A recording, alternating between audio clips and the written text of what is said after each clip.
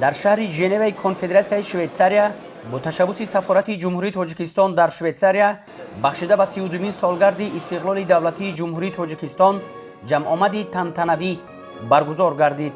чорабинӣ бо садо додани суруди миллии тоҷикистон оғоз ёфт. дар ин чорабинии муҳташам намояндагони боломақом ва меҳмонони зиёд аз сохторҳои гуногуни швейтсария, корпусҳои дипломатӣ, марказҳои тадқиқоти илмӣ, хабарнигорони васоити ахбори омма, корхона ва ширкатҳои бузурги саноатӣ, тиҷоратӣ ва ҳамватанони бирунмарзӣ иштирок намуданд.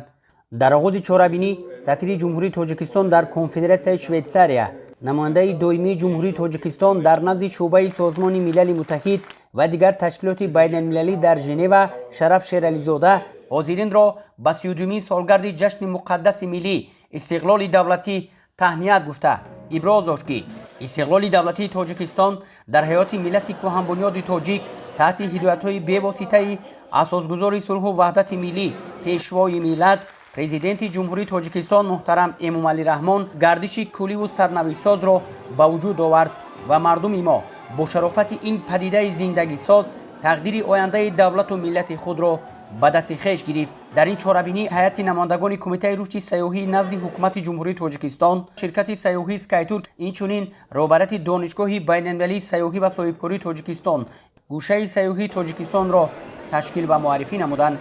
дар гӯшаи сайёҳии мамлакат бартарати рақобатнокии тоҷикистон аз ҷумла иқтидори бои табиӣ, сайёҳии табобатию солимгардонӣ ва имкониятҳои машғулият бо намудҳои сайёҳии варзишию кӯҳнавардӣ, фарҳанги нодир ва тамаддуни қадимӣ тариқи варақаҳои иттилоотӣ ва видеоролико муаррифӣ карда шуда ба дӯстдорони сайру сайёҳат аксҳои ҷолиб аз манзараҳои зебои тоҷикистон тақдим карда шуд. ҷумҳурии тоҷикистонро дар тамом арсаи байналмилалӣ ҳамчун кишвари сулҳдӯст, ҳамчун кишваре ки ташаббусҳои созандаро дар сатҳи баланд, дар минбарҳои баланд пешниҳод мекунад, мешиносанд ва маҳз амалӣ намудану татбиқ намудани чунин сиёсати созанда, сиёсати дарҳои боз буд, ки имрӯз моро дар тамоми кишварҳои ҷаҳон эътироф мекунанд, миллати тоҷикро мешиносанд. донишгоҳи байналмилалӣ сайёҳӣ ва соҳибкории тоҷикистон гӯшаи махсуси худро омода карда ва мо шартномаҳои ҳамкорӣ барои ба роҳ мондани робитаҳои судманди тарафайн бо якчанд донишгоҳҳои швейтсария аз он ҷумла дар шаҳри Женева, шаҳри Лозанна, шаҳри Берн ба тасвиб расонида шуд. иштироки намояндагони соҳаи сайёҳии мамлакат ва муаррифии иқтидорҳои сайёҳӣ дар конфедератсияи швейтсария ба ҷалби сайёҳони хориҷӣ ва ба ин васила рушд намудани соҳаи сайёҳии мамлакат мусоидат менамояд. ҷумҳурии тоҷикистон кишвари кӯҳистон буда 93% онро кӯҳҳо ташкил медиҳанд. аз ин ҷост ки тоҷикистонро бо ҷолибияти кӯҳҳо ва табиати назаррабояш швейтсарияи дуюм дар минтақаи осиёи марказӣ ном мебаранд. сафорати ҷумҳурии тоҷикистон дар конфедератсияи швейтсария дар ҳамкорӣ бо кумитаи рушди сайёҳии назди ҳукумати ҷумҳурии тоҷикистон азм доранд, ки барои ҷалби шумораи зиёди сайёҳони швейтсариягӣ ба тоҷикистон корҳои назаррасро анҷом диҳанд. имрӯз ба таърихи пурифтихори давлати соҳибистиқлоламон дар зарфи 32 соли сипаришуда хуб мушоҳида мегардад, ки ин марҳила дар муқоиса бо таърихи бостонии халқамон муҳлати чандон тӯлонӣ нест, вале бо миқёси корҳои дар ин муддат амалӣ гардида камназир ба ҳисоб меравад. як аз соҳаҳои афзалиятноки тоҷикистон, ки барои рушди он солҳои охир як қатор имтиёзҳо ҷорӣ гардидан, соҳаи сайёҳӣ мебошад ва барои ташаккули намудҳои гуногуни сайёҳӣ бахусус кӯҳнавардӣ ва экологӣ имкониятҳои зиёд дорад. саноати сайёҳии тоҷикистон бозорест, ки ҳанӯз пурра аз худ нашудааст ва имконоти фароху фаровони вусъат бахшидан ба фаъолияти соҳибкорӣ ва сармоягузорӣ дар ин соҳаро доро мебошад. сиёсати хориҷии тоҷикистон сиёсати дарҳои боз аст ва тоҷикистон аз ҳама гуна иқдомоту пешниҳодоти нек ва созандаи шарикони байналмилалиаш, ки конфедератсияи швейтсария дар қатори муҳимтарини онҳо қарор дорад, ба хушӣ истиқбол менамояд. имрӯз дар тоҷикистон зиёда аз 25 ширкати швейтсариягӣ ё ширкатҳои муштарак бо кӯмаки сармоягузории Швейтсария дар соҳаҳои мухталифи иқтисод фаъолият мекунанд. иштирокдорони чорабинии ҷашнӣ ба гӯшаи тоҷикистон таваҷҷӯҳи хоса зоҳир намуда ба ҳунарҳои мардумӣ ва хӯрокҳои миллии тоҷикӣ баҳои баланд доданд. Особенно мне понравилась ваша природа и ваша культура. Мне очень интересно больше и больше узнавать о вашей культуре, ваших традициях. музыки. Особенно вот такие, например, очень интересные атласы, которые тут висят. Я тоже тут буду праздновать совместно с вами, с друзьями Таджикистана, с иностранцами и с таджиками, которые находятся в Женеве. 32 года от независимости в вашей стране. И я очень рада, что я могу участвовать в этом празднике. Я желаю всего хорошего всему народу Таджикистана. Я очень вас люблю. Я думаю, что у вас очень интересная история, искусство, культура. Пусть весь народ процветает, пусть все будут здоровы, и ваша страна развивается еще больше и больше и лучше.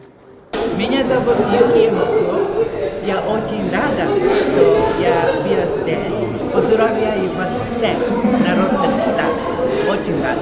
Черный аист в хребте Гисарском прячет сердце свое в горах.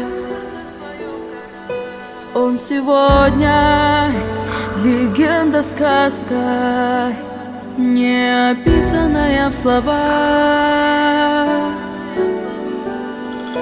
Край, где тысячи рек и впадин, водопадов, хребтов и гор.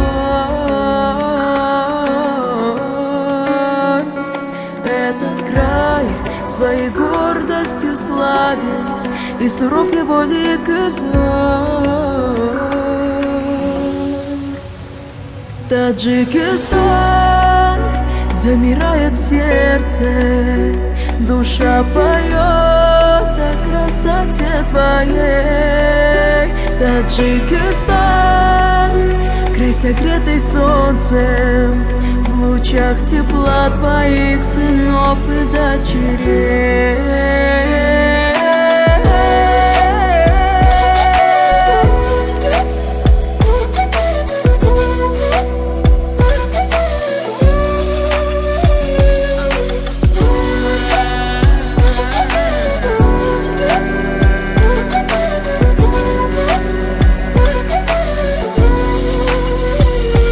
Ледники белоснежным платьем укрыли нежно вершины гор.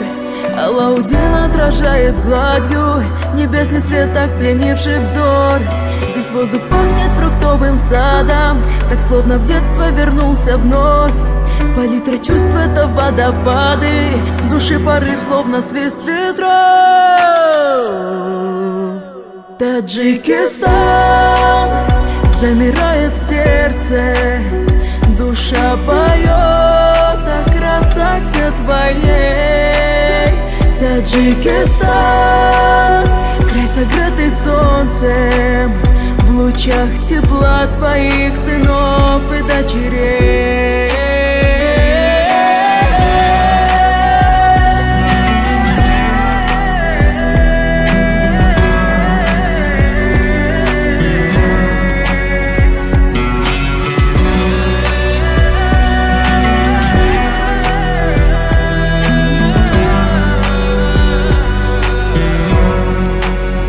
Таджикистан, замирает сердце, душа поет о красоте твоей. Таджикистан, край согретый солнцем, в лучах тепла твоих сынов и дочерей.